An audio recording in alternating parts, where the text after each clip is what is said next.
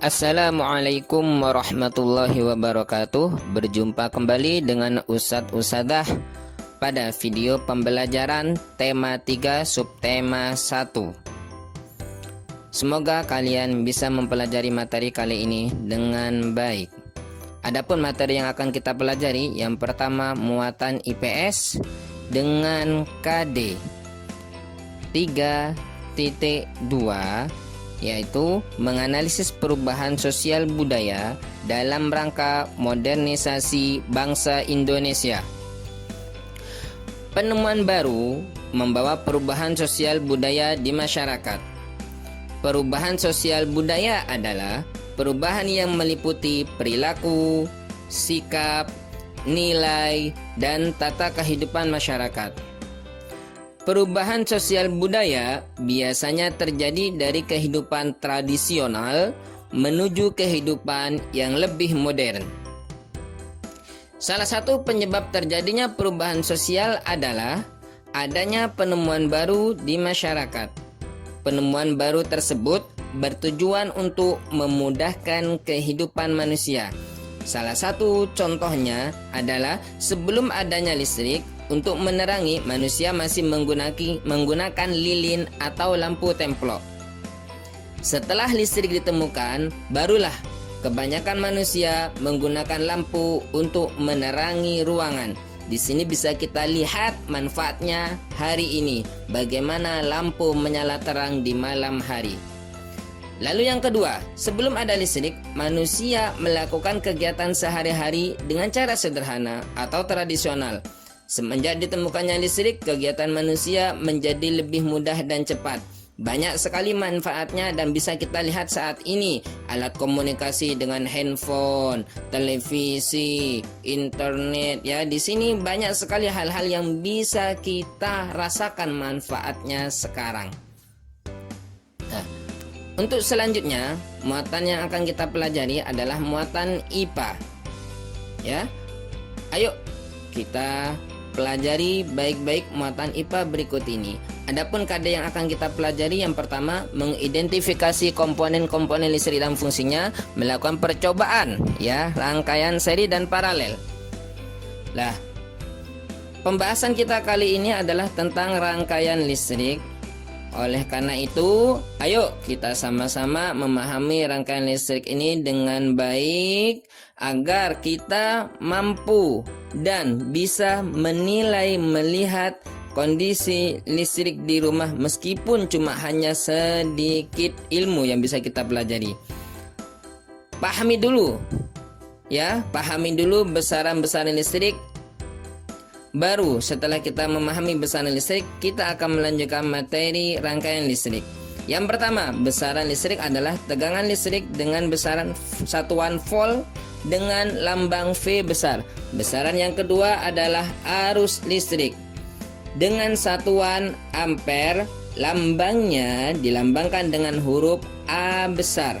Besaran yang ketiga biasanya kita sebut dengan hambatan dengan satuan ohm, ya, dengan lambang yang bisa kita lihat berikut. Kemudian besaran yang keempat adalah daya listrik dengan satuan watt dengan lambang W besar. Dan besaran yang terakhir adalah energi listrik dengan satuan joule dengan lambang J besar. Ya, kalian pahami dengan baik untuk lambang-lambang serta besaran listrik, ya, agar kalian memahami dan bisa belajar lebih baik lagi ke depannya. Nah, sekarang kita akan membahas tentang rangkaian listrik. Rangkaian listrik adalah susunan alat-alat yang dihubungkan dengan sumber listrik sehingga menghasilkan arus listrik. Nah, di sini alat-alat yang memanfaatkan arus listrik atau sumber energi listrik ini disebut, biasanya kita sering sebut dengan alat-alat elektronik seperti televisi, kulkas, kipas, magicom, dan lain-lain. Nah, alat-alat yang menyusun sebuah rangkaian listrik disebut komponen listrik. Komponen listrik biasanya terdiri dari yang pertama, nah, Bisa kita lihat dulu gambarnya. Yang pertama di situ ada baterai, ya, ada saklar dan ada lampu. Ya. Komponen listrik pada rangkaian yang ada di gambar, yang pertama yang warna coklat di situ disebut dengan baterai. Baterai itu merupakan sumber energi listrik, ya, dalam rangkaian listrik sederhana. Untuk komponen yang kedua disebut dengan saklar. Fungsi dari saklar yaitu untuk menyambung dan memutuskan arus listrik, ya. Yang ketiga, di situ yang garis merah yang bentuk melingkar, yang bentuk kotak itu disebut kabel, ya. Untuk rangkaian listrik yang sederhana, di situ pasti ada kabel untuk menyambungkan dan mengalirkan arus, ya. Untuk gambar selanjutnya yang berkelap-kelip itu, ya, yang terakhir di situ adalah lampu. Lampu bisa kita manfaatkan saat ini dan bisa kita lihat saat ini sebagai sumber energi cahaya. Dengan adanya cahaya itu kita bisa melakukan aktivitas di malam hari. Dah. Untuk materi selanjutnya yakni adalah jenis rangkaian listrik, ya. Jenis rangkaian listrik sebelumnya yang harus kita pelajari adalah rangkaian listrik. Rangkaian listrik di sini ada rangkaian listrik terbuka, ya. Kalau dilihat dari gambar, di situ lampu tidak menyala. Kenapa lampu kok tidak menyala? Nah, karena apa? Karena saklar di situ terbuka sehingga tidak ada arus yang mengalir dari sumber energi baterai. Dan yang kedua, di situ ada rangkaian listrik tertutup. Nah, yang awal mulanya rangkaiannya terbuka, kemudian rangkaiannya tertutup sehingga lampu bisa menyala. Kenapa kok bisa menyala? Karena sumber energi utama dari baterai terhubung atau teralir atau mengalir menuju lampu sehingga lampu menjadi menyala. Ayo kita pahami ya dengan baik ya. Setelah itu, mari kita bersama-sama memahami rangkaian listrik, ya. Rangkaian listrik berdasarkan susunannya dibagi menjadi 3. Yang pertama, rangkaian seri. Yang kedua, rangkaian paralel. Yang ketiga, rangkaian campuran. Nah, marilah kita bahas satu persatu rangkaian listrik berikut. Yang pertama, rangkaian seri. Berikut gambar yang bisa kita lihat pada rangkaian seri. Ya, terdapat 2 buah baterai, ada saklar, dan ada 3 lampu yang berderet. Adapun ciri-ciri rangkaian seri, yang pertama, disusun secara berderet, ya. Lampu disusun secara berderet, ataupun di situ baterainya juga berderet. Disitulah bisa dikatakan rangkaian seri.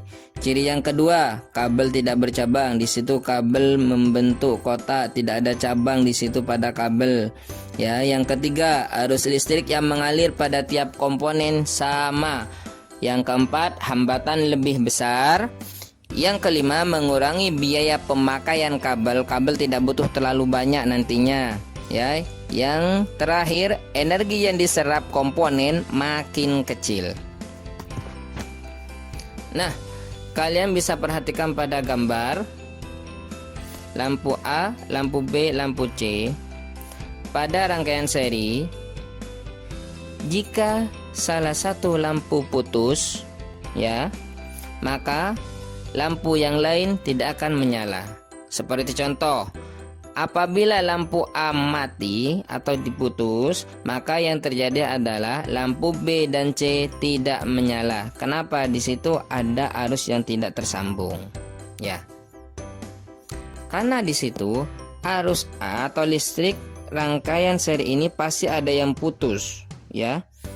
Kabelnya kan hanya satu cabang. Jika ada yang putus satu saja, maka akan menjadikan lampu yang lain tidak menyala. Nah, itulah rangkaian listrik secara seri. Contoh rangkaian seri dalam kehidupan sehari-hari adalah seperti lampu hias di situ yang berjejer berderet dengan rapi, itu berderet, itu bisa dilihat itu ya. Nah, secara berderet lampu itu salah satu contohnya dari rangkaian seri. Ada juga di situ rangkaian seri dilihat dari baterainya pada senter. Nah, di situ juga pada ada ya, ada lampu di situ ya yang disusun secara berderet. Nah, itulah rangkaian listrik secara seri. Rangkaian yang kedua adalah rangkaian listrik secara paralel. Dilihat dari gambar ya. Ciri-ciri utamanya adalah disusun secara bertingkat atau bersusun. Di situ disusun ada secara bertingkat. Tingkat bisa dilihat itu ya. Tingkat pertama, kedua, ketiga atau bersusun. Yang kedua, arus yang mengalir berbeda-beda. Arus yang mengalir berbeda-beda. Kalau pada rangkaian seri kabel tidak bercabang, tapi kalau pada rangkaian paralel di situ banyak cabang kabel. Yang ketiga, hambatannya kecil. Yang keempat, kabel yang dibutuhkan lebih banyak. Kenapa? Karena banyak cabang, ya. Karena kabelnya di situ bercabang-cabang sehingga butuh kabel yang banyak. Nah, ini merupakan lampu D, E, dan F.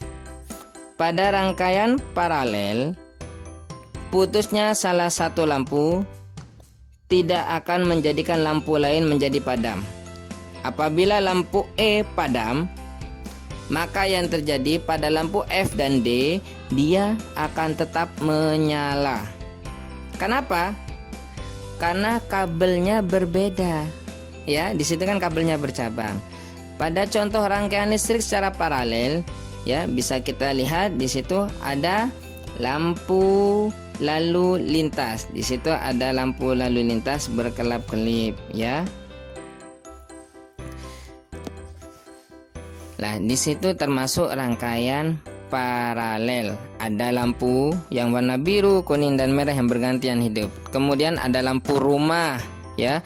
Lampu di rumah kita bisa kita lihat kalau kamar kita hidup, yang ruang depan mati, ruang teras mati. Kenapa? Itu salah satu contoh kita memanfaatkan rangkaian listrik secara paralel. Nah, yang berikutnya adalah rangkaian campuran. Rangkaian campuran bisa kita lihat di gambar, campuran dari rangkaian seri dan campuran dari rangkaian paralel. Di sini dikatakan sebagai rangkaian campuran. Ada dua baterai. Yang pertama ada kabel yang satu yang belum bercabang, kemudian ada tiga kabel yang bercabang dengan tiga lampu yang bertingkat atau bersusun tingkat. Ciri-cirinya gabungan antara rangkaian seri dan rangkaian paralel memiliki ciri yang sama dengan rangkaian seri dan paralel. Nah, di situ ciri-cirinya. Kemudian, pada rangkaian listrik campuran ini, jika lampu G, H, I, dan lampu J, ya, di sini bisa kita pahami. Jika lampu G dipadamkan, maka semua lampu H, I, J pasti mati atau ikut padam. Mengapa demikian? Karena arus listrik yang mati atau terputus di G, maka tidak akan ada arus yang mengalir pada lampu H, I, dan J. Ya. Kecuali jika pada rangkaian paralel, misalnya di sini lampu I yang padam, maka yang terjadi lampu J, lampu H, lampu G tetap menyala ya. H, J dan G di sini tetap menyala. Tidak akan ada pengaruhnya ke lampu yang lain kalau pada rangkaian yang paralelnya yang putus ya. Lah, itu yang bisa kita pelajari. Semoga bermanfaat ya. Terima kasih. Semoga rahmat Allah dan ridha Allah menyertai kita dalam menuntut ilmu. Wassalamualaikum warahmatullahi wabarakatuh.